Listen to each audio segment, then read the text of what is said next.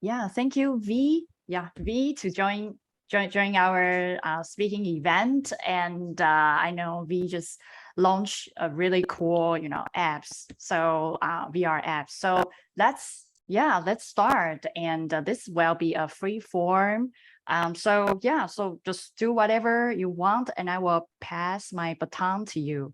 Okay, so Thank you so much. Thank you guys for joining. For most of you, I imagine it's 7 in the morning, so I appreciate the time during this period of rest and recreation. My name is Vlad. I represent CM Games. It's a company I co-founded 12 years ago, and we come from the mobile gaming background. And for anyone who's familiar with mobile gaming, one of the immediate questions would be, what is a guy from this industry doing at an XR or VR meetup? Because mobile gaming is huge. It's the biggest game in the market by far. It's bigger than movies and music combined. So typically you'd expect people working and find interaction in that category to stay there for life. But it just so happened that we experimented with VR early on from the gaming angle and fell in love with the tech. We had some people in our team who were really enthusiastic about things you could do, specifically in VR that was just not possible, international 3D gaming, and obviously not on smartphones. And through those early experiments, we ultimately greenlit a small project that became one of the top, most prominent, also top grossing PC VR games at the moment. It was published on Steam 2 years ago, got into the Steam Platinum category, which is like basically top 12 games by revenue for the year in 2021. This year, I think we're heading for the same result.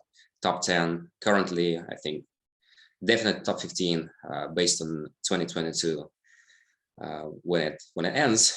And we also launched it on the biggest VR platform by a wide margin, which is the Quest 2, 2 days ago. And this is one principal reason why I didn't want to have a structured presentation today, because I wanted to keep my options open and be flexible about the based on how the launch goes. So I'm coming from this gaming background, and I do understand that not everyone in the world works in gaming. So I'll be trying to be flexible with the facts and the opinions I can provide, and leave more space for your questions so we can kind of tailor it to your interests and not dive too deep into the specifics of gaming. But just as a quick overview, I guess most people would be interested in what VR gaming is currently as a consumer category, as a business. There's a lot of hype about 5 years ago, 6 years ago, when Oculus was famously acquired for $2 billion by Facebook, and there was a lot of anticipation around VR gaming specifically. Some companies really jumped into this category with big name IPs, significant investments, and then there was a period of basically disappointment and disillusionment because the market wasn't there, and despite all the investment and all the hype, the headsets were not quite as good as we as game developers want them to be, and most importantly, consumers were not ready to spend $1,000 on a device that needs to be connected to $2,000 PC gaming rig, and then play a catalog of maybe 10, 15 really good games and a bunch of shooting galleries and basically prototypes that others have come up with. So that was a classical standard chicken and egg problem, where you need great content to lure the customers in, but you also need to have the customer base to lure the great developers in and have the big games that actually excite the player base and have them buy more devices. The typical cold start problem, if you will. And then there was this noticeable cool down across the entire industry throughout 17, 18, 19. And that is exactly when we started working our game, because the initial enthusiasm had faded. We remained pretty much focused on mobile games that worked very well for us. But there was this conviction in a small group within the company that eventually things will work out. The medium was fundamentally interesting. It's fundamentally appealing to the audience. And it's just a question of kind of pushing through a few years of iterations of hardware and software and growing the ecosystem. And then eventually at some point, it might blossom. And we also had this experience from working on Android games back in 2010, 2011, kind of betting on this really awkward platform that was kind of fading in comparison to the more polished iOS experience and the App Store experience.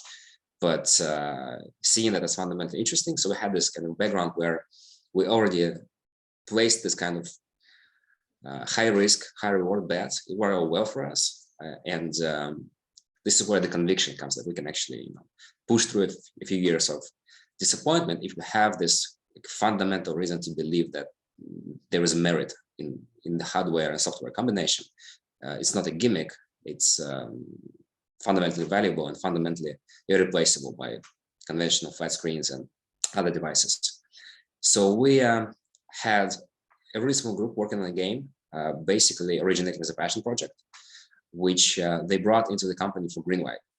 And that was a really tough call for me because at the time we were doing casual mobile games using Unity as the primary game engine. This was a PC VR survival game built in Unreal Engine 4, completely different tech stack, a completely different audience, different hardware. And I was kind of forced to choose between supporting the game strategy that we had, the portfolio that we're trying to build, and supporting the culture, because obviously, especially in the creative environment, the game company wants to support people who have their own creative ideas, who are the champions of their products, who are kind of these micro entrepreneurs in the company kind of trying to develop their ideas. You want these guys to have the opportunity to blossom and pivot and ultimately make their fortune. And in that case, I chose culture. So I supported this project. We greenlit, gave it a small budget, and ultimately reached the so-called early access on Steam, which is basically your initial launch where you open the game to an audience, you start generating sales, but you don't get any review scores, and you basically tell everyone up front that this is a work in progress thing. And our early access launch was a disaster. It wasn't resonating with the audience. The team overscoped a lot. They went for a massive open world exploration game with lots of interesting different mechanics, had to cut features dramatically before in the run-up to the launch. And that's a common story in game development overall. I mean, I think even people who are not particularly interested in games or don't work in game development know the story of big games kind of shipping as a complete mess, a really expensive mess with really expensive components, but not working very nicely together. And that was pretty much our story, but the team persevered. They recognized their mistakes. They learned quickly from the feedback. They realized that they kind of landed between the two principal camps in the VR gaming community, where some people wanted a shooting gallery, effectively, a game where you could shoot guns and just enjoy this experience of operating these systems in VR and having all those manual interactions that are really interesting and engaging. And other people wanted a polished, story-driven narrative experience. And our game kind of landed in between, where it didn't give you the simple arcade shooting gallery experience, but it wasn't polished enough to be a true narrative masterpiece. So they worked on kind of bridging the gap and making it a more compact, focused experience with more polished, better quality of life, more approachable gameplay. And ultimately, through these iterations, they improved their review score dramatically, and finally launched the game, like did the proper launch on Steam on PC in July 2020. And that wasn't good either. We sold, I think, maybe 20,000 euro worth of copies in the launch week, which is not a significant result. And it was nowhere near the original budget, and sales dropped to like 5 copies a day soon after. So that wasn't pretty. But at the same time, we kind of maintained this conviction that we've done this already. The game is out there. We reasonably did the best we could with the tools that we had at the time, and we learned from it. We are keeping our toes in the water. We are seeing like live dynamics of the market, which is valuable in some right. So if it starts growing, then we'll be better positioned to kind of capitalize on this growth. And that's exactly what we saw towards the end of 2020, when, yes, we did some really good updates to the game itself. We fixed a lot of common issues. We, again, raised the review score and the loyalty of the player base. Our community was growing. But at the same time, we felt that fundamentally something was kind of propping up the sales, like the underlying market was clearly growing. And then it dawned upon us that Quest 2 has arrived. A cheap device, relatively cheap device, heavily subsidized, pushed aggressively by Facebook, then Facebook.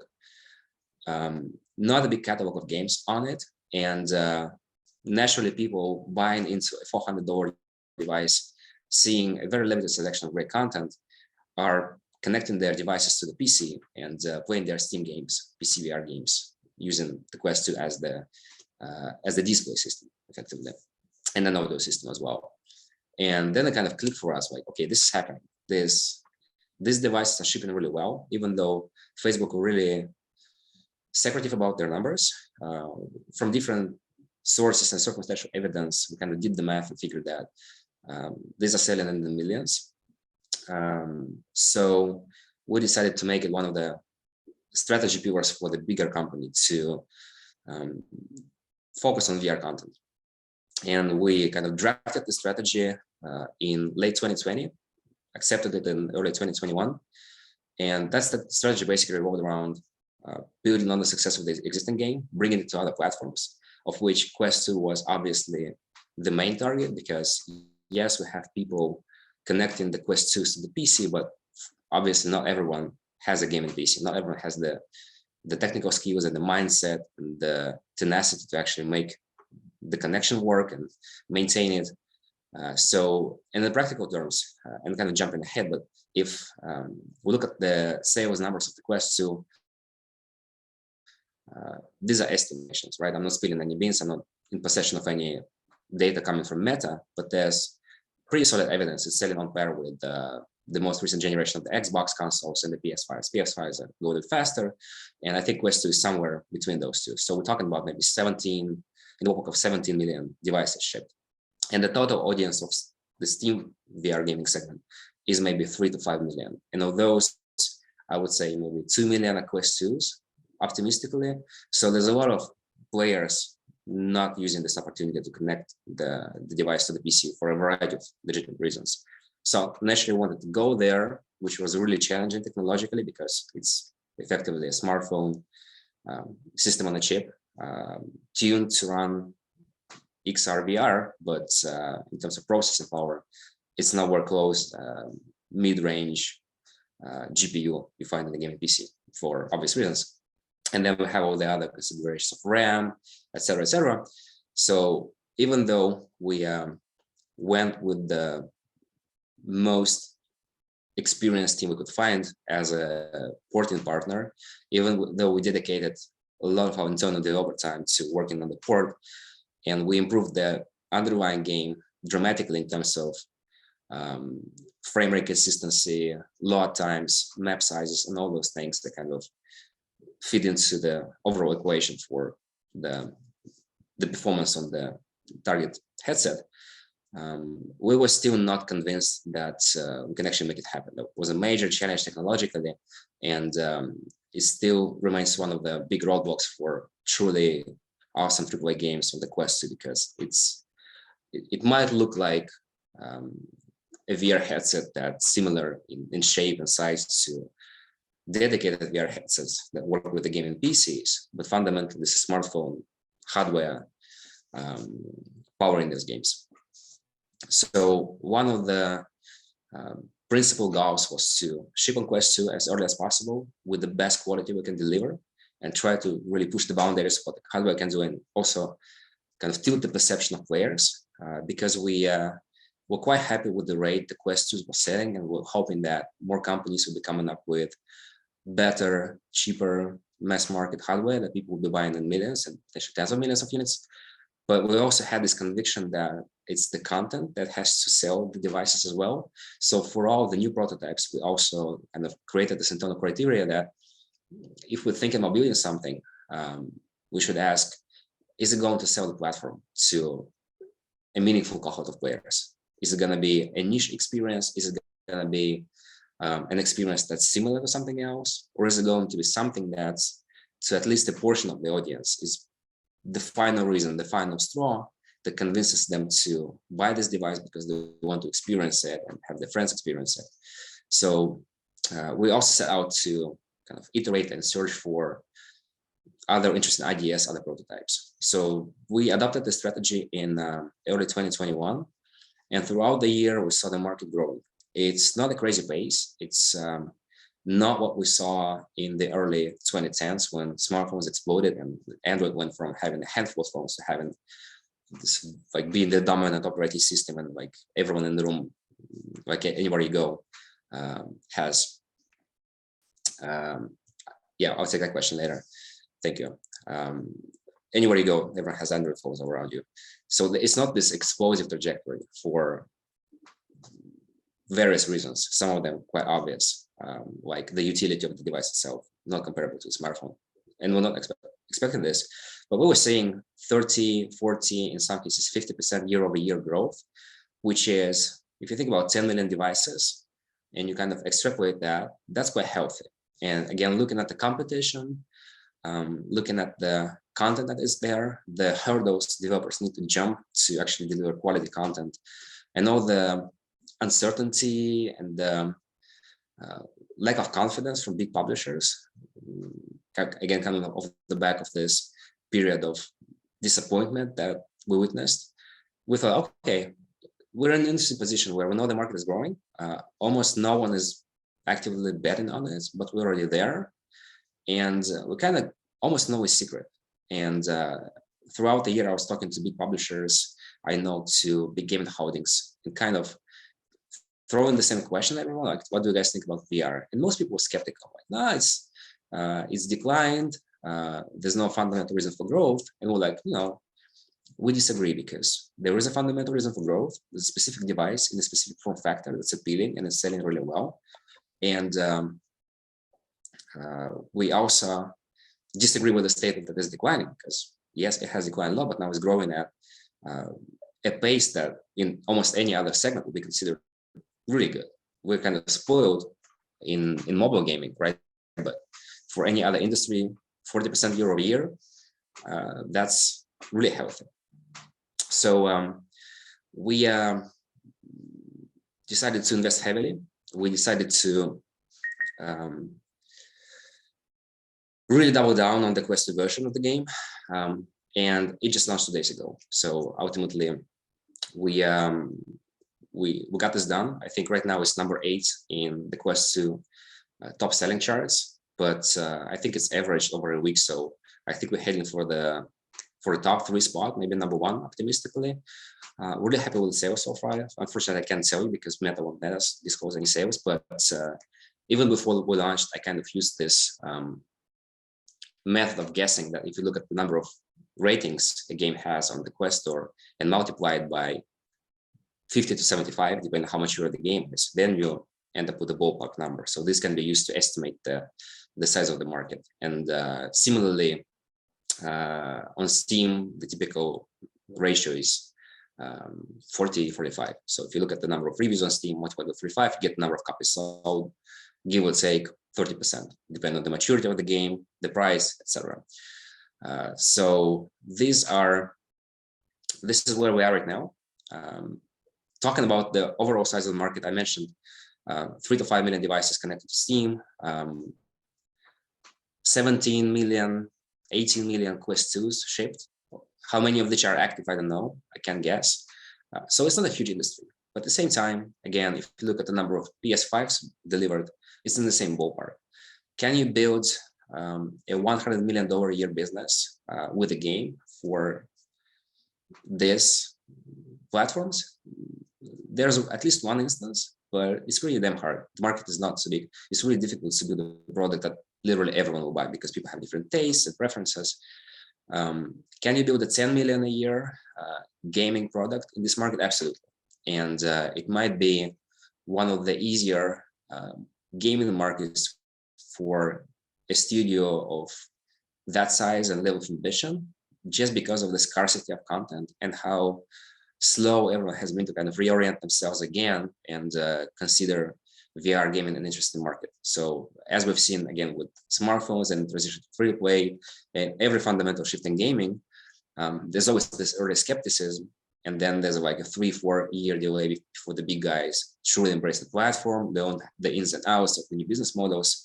There are some interesting technical constraints and some interesting game design constraints that I might talk about in more detail if anyone asks me about it, but you can kind of infer that not every mechanic translates well to VR, and some trivial mechanics that are really easy to implement in conventional gaming, like inventory management. We just have a grid of things, you can place items on the grid and you're golden. In VR, it's immersion breaking. You have to have really sophisticated, fundamentally new ways of solving these problems. So there is an entry barrier that is difficult to approach for a newcomer without previous deep understanding of VR interaction modes and what actually makes VR fun. Sometimes the same genre doesn't really work the same way in VR. For example, our pedigrees in racing games on mobile, and on mobile, the racing game is basically a written game in most cases. Like we do drag racing games, we basically created this genre a while ago, and it's all about typing the gear button at the right time. So you get this intensity of racing, and that's the central element of the game. When you do this in VR, it's completely different because people start pressing all the buttons in the car. They have to, be able to open the door, raise the windows, and one of they stick their hand and try to kind of catch it with the window. And you have to design for all these edge cases because this is where the fun is, like messing around with the cars, touching everything, arranging everything, kind of trying to press everything that looks interactive. And then racing kind of becomes almost a secondary mode where you perform, but the fun is mostly elsewhere. And that's a complete paradigm change. So, and yes, we're working on Nation VR. There's a demo out there, but the game is going to be obviously much better when we're done with it. So there's an entry barrier for sure. But once you cross this barrier, once you understand how to design these games, what people are actually looking for, then it might be one of the better markets for medium-sized studios, indie developers, just because of this lag when most big companies haven't figured this out and jumped into it, and some are still kind of burned from previous experience from 5 years ago. So that's the situation we're in right now. We're really bullish on VR. There's a bit of uncertainty around the hardware. And there was a question about Pico. We love Pico. We love what they're doing. We're hoping that there will be more OEMs supplying devices that are kind of ideologically similar to the Quest 2, but hopefully even more mass market, even cheaper, even more powerful, even more elegant and lightweight, and hopefully with better power management and better capacities, even though batteries are fundamentally tricky to sell because of the underlying tech. And the entire world is basically waiting for the batteries, and this obviously concerns the standalone device as well. We're not huge fans at this point. Maybe our opinion will change in October, but at this point, we're kind of apprehensive when it comes to what Meta are doing, kind of moving up market, shipping a more expensive device, which looks sexy, but the alleged $800 to $1,000 price tag next to the original price of the Quest 2 doesn't look that sexy. We'd rather see a Quest 3 with higher spec CPU, GPU combination, better lenses, lower price ideally. But this is obviously coming, from our perspective as developers, because we want mass adoption, with more people to get this device ASAP. Obviously, Mark and Meta have other priorities, and I genuinely wish that the Quest Pro blows everything out of the water and amazes everyone when it launches. But at the moment, we kind of, let's say there's a bit of uncertainty around where this product line is going at this time. And obviously, everyone is kind of on the edge of their seats, thinking about, hey, we've heard rumors about an Apple device coming at some point. It has to come. It's allegedly for some issues. Apple won't spill any beans, obviously, about it, being Apple, notorious for being really tight-lipped, even in really private conversations. And still kind of keeping the fingers crossed that eventually it's going to ship and kind of elevate the industry. Or perhaps Valve can come up with something, because again, rumors, and there's fundamental reasons for this. So we think that the market is growing at a healthy rate. Whether that rate will be sustained by Meta and Pico and the likes alone, we're not sure. Is it primed for a breakthrough? Well, there are some opportunities for breakthrough and explosive growth. So I wouldn't rule this out. So that's the outlook. And I think I've been talking for like 30 minutes straight, so I'd be happy to take some questions at this point. ET, I see your hand. It's been raised for like forever. I think you sort of answered my question, because, you know, I'm here in Silicon Valley and you're up against some big behemoth game companies. So I like that you're fast and sassy and in Estonia and strutting your stuff. So congratulations for that. But I hang out with the Epic game and the Unities because we use their avatars and we're adding voice AI. And I hear all of the trials and tribulations of developers, how they work their butts off and can't make any money. So I commend you on what you've created, you know, with your own small resources and gumption.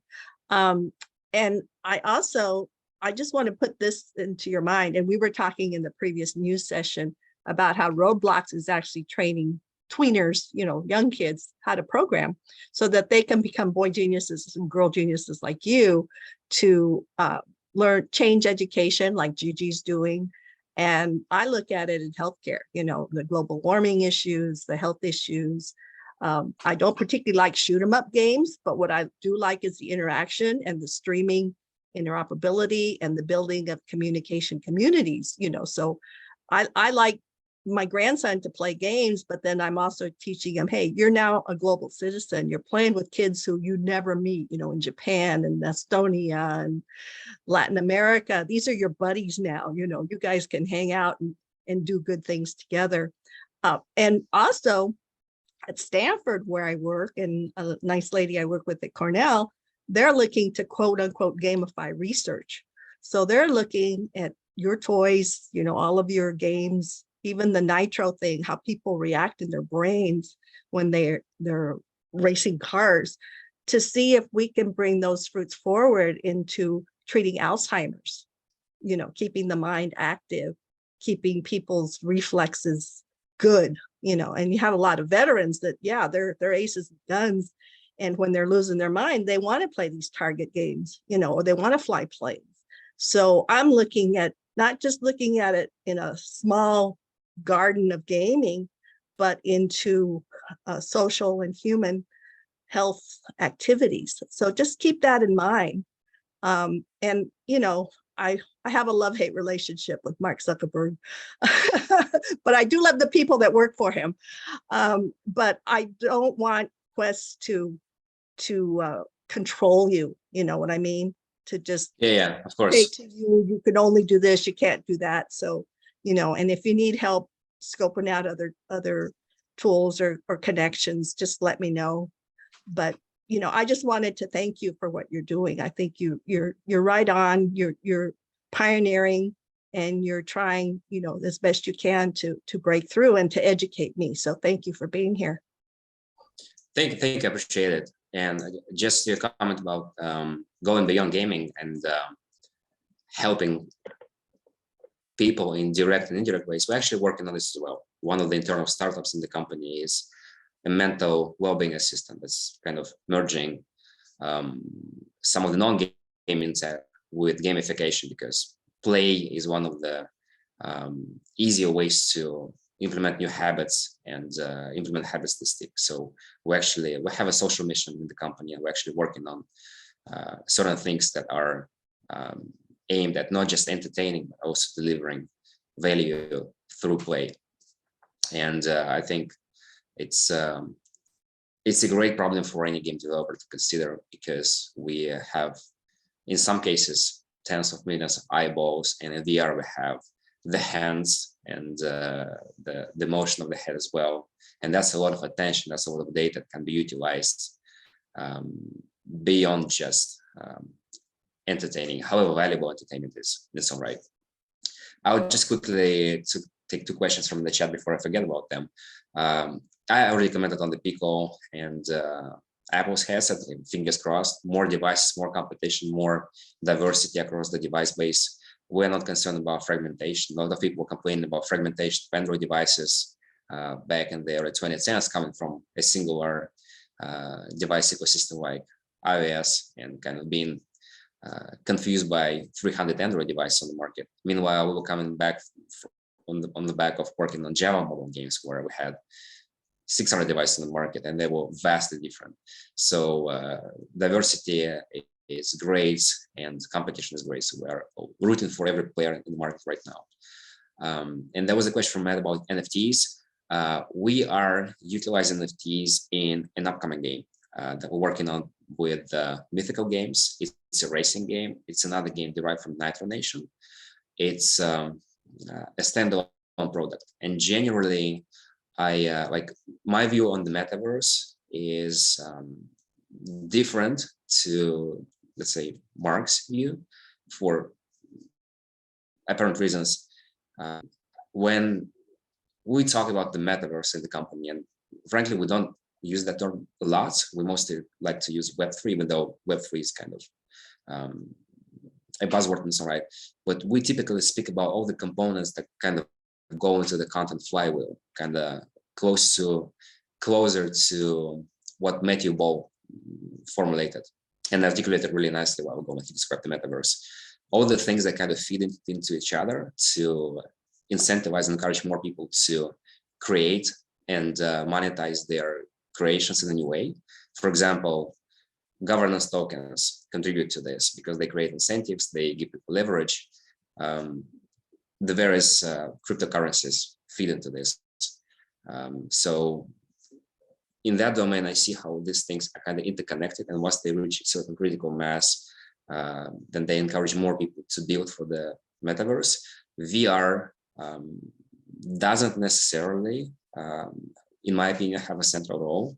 VR will probably benefit from the onset of Web3, whichever shape it ultimately takes, because it's going to grow the overall pie. There's going to be more applications for everything, basically. And I believe that VR can be genuinely useful. I just don't believe it's central to what is required to make the metaverse really explode. And that's my opinion. So yes, we're using NFTs, but not necessarily in the context of VR games, not necessarily aiming to marry the VR games and the Web3 games. Even though we kind of joke and tell that we are a metaverse company because we work across AI, data science, and VR and Web3. But these are all separate divisions that kind of emerged at different times for their own reasons. And these were the questions from the chat. I'm happy to take more from you guys. Jim, for example. Yes, I have a two-part question. The first part is, what do you think the sweet spot is in terms of price for VR devices that would most foster your growth? And the second part of the question is, there have been polls that say half of all teenagers have no interest in the metaverse. And do you think that that impacts you in any way? Well, the sweet spot for price depends on the utility of the device, because if you think of it as a purely gaming thing, then the cheaper the better. Yes, I would love the platforms to subsidize them heavily and then earn back their investment on content, because I produce the content, so this aligns our interests. So please give people free devices if you can. However, if we're thinking about, let's say, next generation of devices that have practical professional utility, but they're also gaming machines, kind of like what PC was back in the day, when most people bought PCs for work, but then they realized they could play games on them, and that kind of elevated the PC gaming industry. From that perspective, they might be more expensive, and maybe there is a good case for $800 standalone devices if suddenly people realize that, kind of like a smartphone, right? Most people buy smartphones for, messaging, right? TikTok, all those things sometimes work.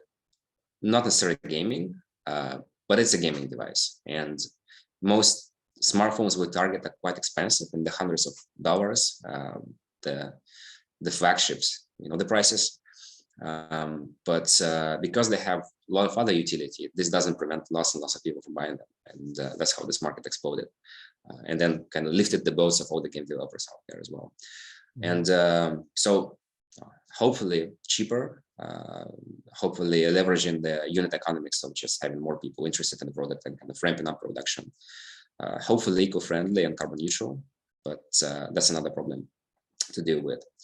To the other question, we don't take these polls seriously. We kind of use them as data points and inputs, but first, when I was a teenager, I was interested in the metaverse either, even though it didn't really exist, but my sphere of interest was quite limited and heavily influenced by my peers. Not too many teenagers are tech visionaries. I think it's not the right time and place for that. And second, I don't think a lot of people have a solid understanding of what metaverse is or can be. We have an entire metaverse of metaverse definitions by now. So it kind of it is a data point. It's just not very useful for us. As VR developers or as Web3 developers, we need to build stuff that has product value.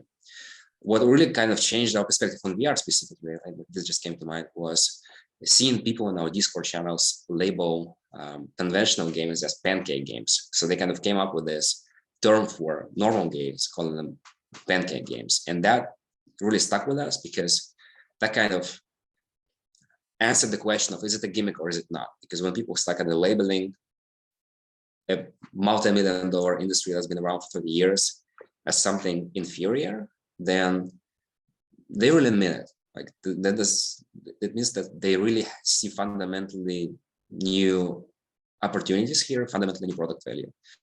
And that was a big encouraging sign for us that, okay, this is real. This is not just some people kind of spinning up the narrative and some people buying into the narrative. No, there's like real opportunity there.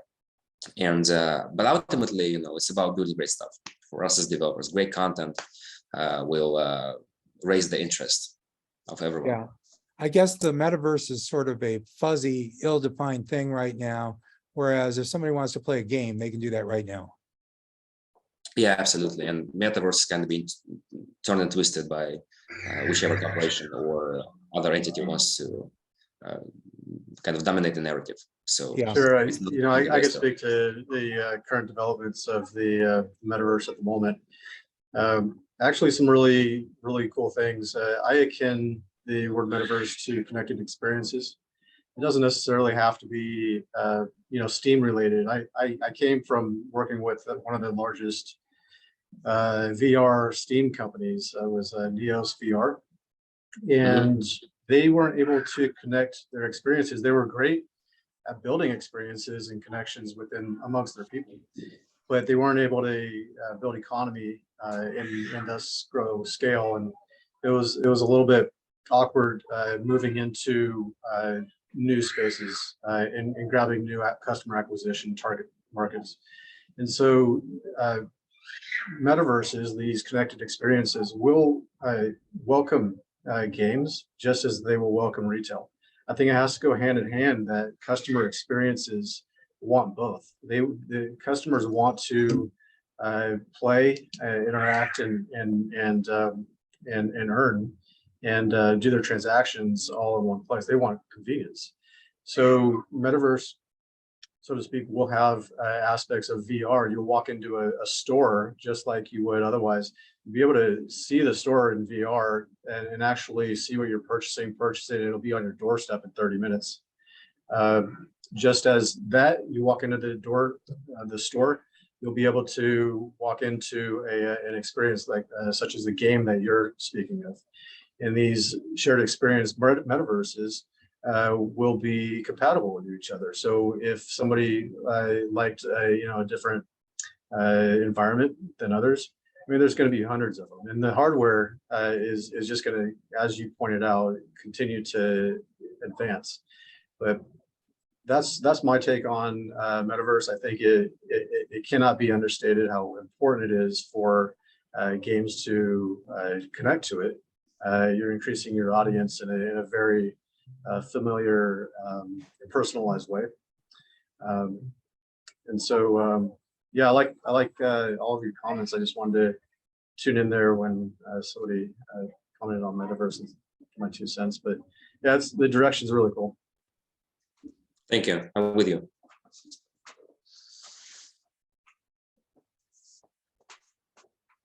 Anyone want to let's see. I saw there are some questions. Yeah.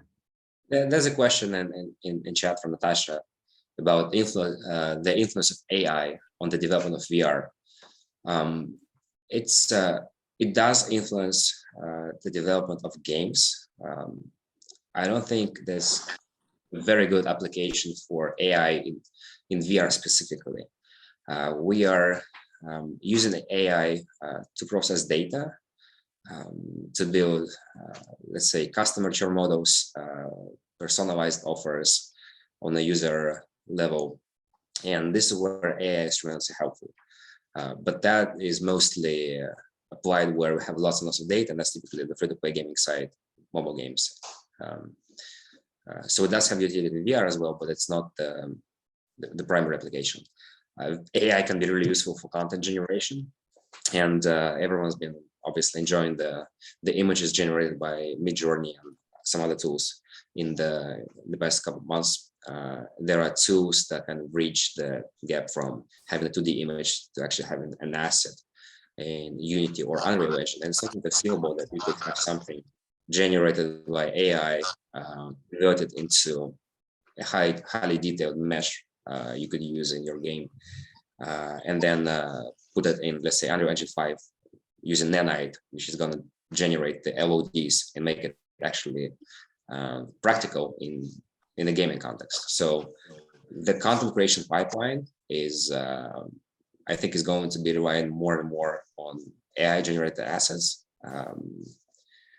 in the next few years. VR will be one of the key beneficiaries of that, because one of the fundamental issues of VR is performance. You have to have 70 FPS or ideally 90 plus FPS on two screens rather than 60 plus on just one. So we're looking forward to this. AI in gaming, there's a really cool use case that's being developed right now. It's a subset of AI, machine learning, creating recommendation engines, which tie into Oracle feeds into the decentralized exchanges. And so within the games, if you have NFTs that have some transactional value and demand between the users, they could put those NFTs from the games onto these decentralized exchanges, and the AI, the machine learning, would actually take the Oracle data feeds and price point it and create recommendations for certain objectives within the game, whether somebody wants to dragon or whatever, they would recommend certain tools that have been most effective for people that have already accomplished that particular task. So just wanted to chime in. Have you heard anything about that?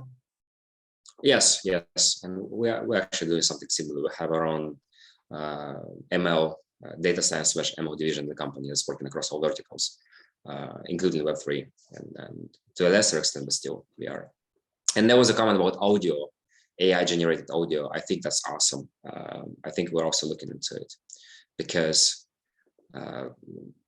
as the games are getting bigger and more detailed, obviously you want to kind of automate the creation of generic assets. And in some cases, ambient music or some SFX become generic assets that have to be there. And it doesn't make practical sense to record, let's say, an explosion for the millionth time and have your own proprietary variation of this generic sound, and ditto for ambient music. So we're really interested about that too. So that was a good comment. Thank you. And there's a question from Kathy. I'm new to the metaverse. Would I have a design and consulting business in architecture? I work with 3ds Max and ArchiCAD and Revit. Sorry if I spelled them incorrectly. Would like to get to use VR in my mode.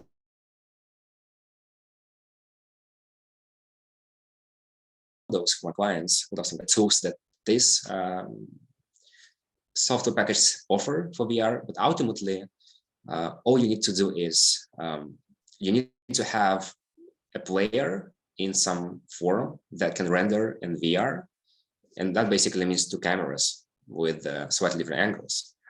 and you just need to have a device that's gonna be on the viewer's head.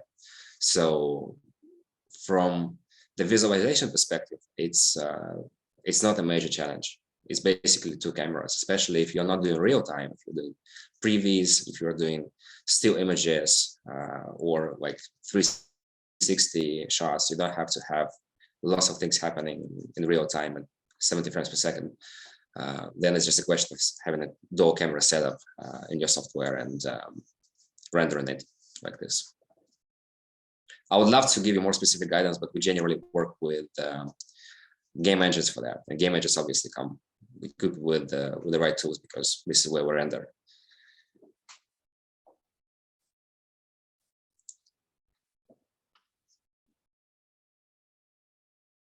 Any other questions? Yeah, feel free to unmute yourself and chime in. Yeah. I'm just wondering if you're using Unreal Engine for anything. Yeah, the game I was mentioning, the big success we have in VR on Steam and Quest 2, that's built in Unreal Engine 4. Uh-huh.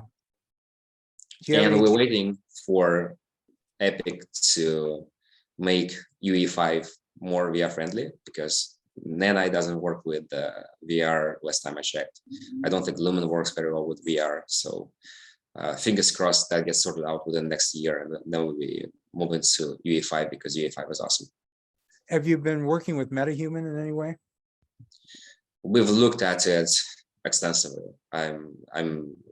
I've wanted to play around with it myself because I love Unreal Engine, and it's really convincing. So we've been basically keeping track of it since the initial announcement. We haven't had a practical application for it, because the game that we have out, it doesn't use realistic humanoid enemies or NPCs. So it's one of those things where I kind of keeping an eye on, and I'm really excited about it. Just never got around to actually doing something commercially with it. I've read that it's not great at making sequences, video sequences. I don't know if that's true or not. Well, I imagine there are hurdles to jump, and it's not perfect. But when we saw the initial video, the initial presentation, like, okay, I don't care what kind of performance trade-off and what kind of glitches it comes with, it's really convincing. So eventually, I think it's going to get ironed out. Yeah, it's very impressive. There's a great question about allowing people to personalize their avatars, like Ready Player Me avatar type. We actually know these guys pretty well, because they're from Estonia. We know them. We've known them for a few years before they were called Ready Player Me. They actually visited our office. They're great. The tech is great. They're doing great, and they, I think, executed a great pivot towards avatars. We're not using any of this at the moment. It's not any signal of skepticism. I think they have a great solution. It's just that we don't have the problem in the first place. Just looking at the games we have and the presentation of players in those games, I would have loved to do something with them. Just doesn't make a lot of sense for the current suite of products that we have. How do you address motion sickness when you develop these games? I've heard it's particularly an issue with racing games. So the first thing about motion sickness in VR is that it's not something you're born with. Like, a lot of people experienced early VR devices, maybe not so optimized experiences, maybe not so great screens a few years ago, and kind of jumped to the conclusion that they get motion sickness in VR, whereas in fact, all it takes is a better game, better game design, better hardware, and a bit of training. And I always bring up this example of commercial airline pilots or military pilots flying in IFR conditions, which means no visual reference, but you still have the G-forces act on you, so your brain still gets confused. And we don't see like 80%, 60% of pilots dropping out when they try IFR flying, because that makes them uncomfortable. It's something you get used to if you do this professionally, or if you do this for entertainment routinely. That being said, there will be people who find playing VR games challenging even after tens of hours. It's just that the wider perception of the problem has been kind of exaggerated by some unfortunate early experiments and just lack of habit and training, and just not having the right frame rate in the device in the first place, for example, not having a very good fit of the device to your specific face, shape, and not having the head strap positioned correctly. Then when it comes to game design, we do a lot to eliminate scenarios where people will get motion sick. Great example of racing, because doing a racing game was like our top item when we started with VR, because we hail from this category. We did some of the more popular racing games on mobile with like 400 million combined downloads. So we have a huge audience there, and obviously I was #1 on the list. But we figured that going through turns would be really difficult to deal with, just because of this massive discrepancy between the lateral g-forces you expect and the picture you're seeing and the actual feeling on the body, because in racing the g-forces are really strong. And also it doesn't provide a lot of gameplay advantage, because people want to excel in racing games, and for that you actually need precision. You don't need stereo vision that much. You don't need to be there. You basically need to have a really nice view of the aim point of the apex and have really high frame rate, so you can control your throttle and braking and steering precisely. So that didn't make a lot of sense for us. But then we tried drag racing in VR, and drag racing is different because yes, you have the g-forces, but they're going in just one direction, and that's much easier to deal with, because if you are kind of moving your head around and or you're moving the camera around in VR and it's in multiple degrees of freedom, that gets progressively more difficult for the brain to deal with. If it's just one axis, it's much easier. And also, you don't have to steer at all. So you don't have to go for turns. It's just a roller coaster ride, much easier to deal with. Then we found that people spend most time in the garage playing around with the cars. So we kind of realized that, yes, racing games are really difficult to design for VR, and they don't always make a lot of sense in VR. However, if we look at, if we kind of redefine what a racing game on VR is and emphasize on actually playing around with the cars and sitting in the cars and building the cars and installing upgrades, and racing is just this quick, exhilarating ride, then it begins to work. So there's a lot of like, hey, what are the conventions about the genre? Why it doesn't work in VR currently? How can we redefine the genre and make it fun in VR, or discover what's really fun in VR about this? I think one thing that may add to or masquerade as motion sickness is I do a lot of work in 3D. And if you don't do the 3D properly, you have to follow certain rules when you're doing 3D. If you don't do the 3D properly, that alone can make people sick, whether there's motion involved or not. Yeah. A lot of the small problems come to the surface when designing VR games. And it's a lot of fun, honestly. Like, just giving players the ability to move around almost unrestricted compared to a traditional setup where you have basically a capsule that holds the player's body and then it kind of collides with everything. And here you can kind of move your hands in all different directions, tilt your head and kind of peek, opens up the door to lots of really interesting design problems. And some of them can be motion sickness induced if they're not dealt with correctly. That is true. How about racing dune buggy ride? You can crash and roll over and just keep going. I used to build D-buggies in Arizona and Baja out of old VWs. That would be awesome. I would do that. That would be quite intense on the motion sickness scale, though. That's for sure. Not very approachable for the new players, especially the crash and roll over parts. Not always fun in real life. Definitely testing in VR.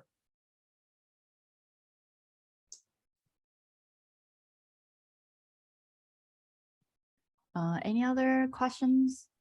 Feel free to unmute yourself. Yeah, I mean, I saw your website, a lot of very amazing stuff. Do you want to share one, like, I don't know, the recent launch, like a video, so everyone can just look at the trailer? I don't know, any videos you want to share? Well, you Or- posted the link to the game. Yeah, I'm already and thinking. I think that's the one I'm most focused on. I basically, like, we spent a year developing the sport, and it launched on Thursday night. And you can imagine that I spent most of yesterday just meshing F5 on my laptop and kind of updating the statistics. And we are seeing a great launch right now. We are rated 4.9 stars out of 5 based on the first 300 something reviews. So we really nailed the quality and the stability of the experience, despite some bugs and hiccups here and there. The response has been amazing, and we are moving in the right direction in the top selling charts. So that's the game I've been obsessing over for the last few weeks, because in anticipation of the launch. And at the moment, that's kind of the pinnacle of what we're doing in VR. Even though we're trying also some different things, working in the racing game. We have 2 other prototypes I'm really excited about, but this is currently the bleeding edge, bringing an open world, highly sophisticated game built on Unreal Engine 4 from PC to a standalone device. I think we kind of, and again, this is based on the feedback we're seeing, kind of changing the perception of what's possible on a device like Quest 2 or Pico Neo 3, for example. So I'd leave it at this. I think this is the game that deserves the spotlight right now. Yeah, cool. Very cool. Yeah, I look at the intro and all the project you've done. I think those are really amazing. And yeah, I saw a lot of links, yeah, about the project. So feel free, just to download it, buy it, and try it. Yeah, and yeah. Any other questions you wanna ask? I had a question about the X Reality Academy. Can you speak to that? Okay, so X Reality Academy, pretty much I start X Reality meetup since 2019. It was in person because before COVID, but during COVID we changed to virtually, and every Saturday we invite speakers, or we have news share every Saturday morning. 9 to 10 will be news share, which I will bring up like 2 to 3 news, and everyone gather together and discuss it for 1 hour. And later on, if we have speaker event, because speakers sometimes change times or unavailable, it's a little hard to control. What I can control is myself. So I will show up every morning, not every morning, like every Saturday morning, 9 to 10 in California time. And I will always be here. So the goal is to always have something related to XR or, immersive technology or the future of Web3, right? Like, all those topics, and we kind of brainstorm. There's always fruitful thoughts about the new technology. And I learn a lot just by keeping this event going. And later on, a lot of my audience ask me like, hey, I want to learn XR. How can I do it, right? And I can tell you my progress is very not so easy, because this is like I started learning like some development stuff or UX UI for that pretty much start in 2017, and I look up online YouTube channel. So yeah, I would say it's a little hard. So right now, actually, I'm creating the entire system, and then preparing course for people to learn more about XR. And yeah, so right now we are still preparing. I mean, if you are interested, yeah, we can follow up if you want to, I don't know, be the mentor, teach people in USA, or training, or yeah, or having a course, or teach how to create a game or something. Yeah, feel free to contact me, because right now we are still preparing it, and the entire academy will be more design experience driven, because I am a designer background, and currently I'm contracting with Meta. So yeah, Facebook. So pretty much I think a lot of education nowadays is focusing on development, right? Like coding, just directly dive to C#, right? Or, some other stuff. But a lot of I saw the lack of the education of how to create a good experience in XR, which is really important because our entire body, entire mind, soul will be inside this place. So that's what the goal is to create a pretty good experience in XR. And this will be more tailored to people who want to learn the experience design or tailored to designer. Because we all know that right now, currently, people who jump into this area are more developer than designer. So yeah, I think helping, more designer, and designers usually are afraid of coding. I mean, we will probably slowly bring to code, but more experience driven and slowly migrate to advanced code. But yeah, it's not just, well, for example, master course, directly jump in and start coding something super fancy. Yeah, so that's the entire goal. Yeah, so yeah, I mean, yeah, thank you for bringing it up. Yeah, does X Reality have a website? Yes, let me share with you. Yeah, I mean, we are still working on it. Yeah, and the platform we are using is Moodle. Yeah, it's an open source. Yeah, so yeah, take a look.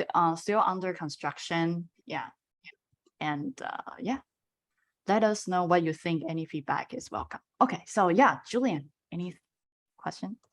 Yeah, hi, Dominique, and hi, Vlad, and everyone here. Sorry I didn't get to listen to the entire podcast. It was interesting problems technically, but loving what you're saying. Whatever I heard was really great, especially when you were talking about the when you're doing the racing game, and the first thing people want to do is they just want to touch everything, and so you're defining what fun is in VR. I've created a world that received some awards and so forth in VR, and it was pretty cool and everything. But it was a really interesting process as well. And so I'm also scared of code. Let me tell you, the minute I see X's and O's and dots, I start running away. So I understand what you mean. And Vlad, so how do you bring in the emotional factor? Like, I mean, I think you mentioned that part of the play, part of the fun is, and especially in VR, especially is being able to tap into those emotions. How do you create that emotional aspect in your games? Like, and I'm gonna open that to you and to anyone else. Thank you. Well, thank you for your comments. We appreciate that. And the emotional connection is the holy grail of game design, essentially. And I always tell my peers in the industry, my team, that we are ultimately building a new startup every time we build a new game, because we know that there's this North Star objective of entertaining people in a new way and creating value for them in a new way. But we just cannot replicate anything that's been done before. And we have to find our own way of solving this really abstract problem. And a huge component of this is obviously the going from just having mechanics to having mechanics that spark genuine connection.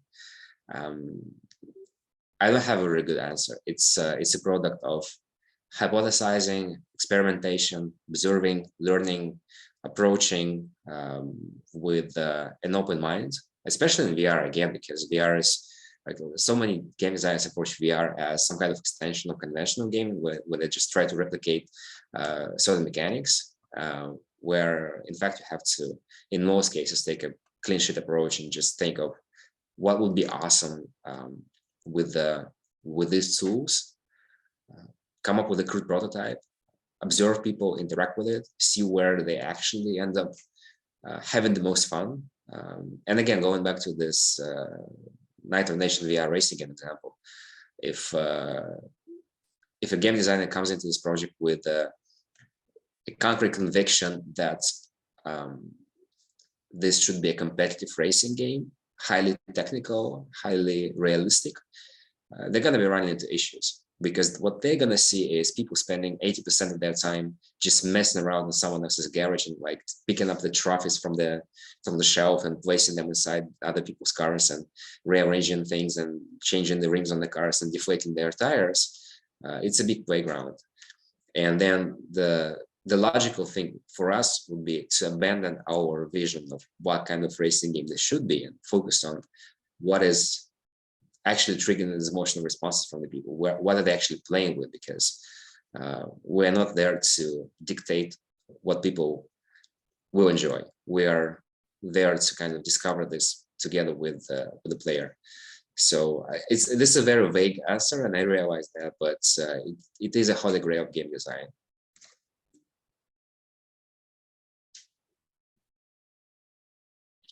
Cool. Any other questions? Yeah, thank you, V, for joining us today, and hopefully talk to you soon and see everyone hopefully next Saturday. Okay, thank you. Bye-bye. Thank you for having me. Thank you. Thanks.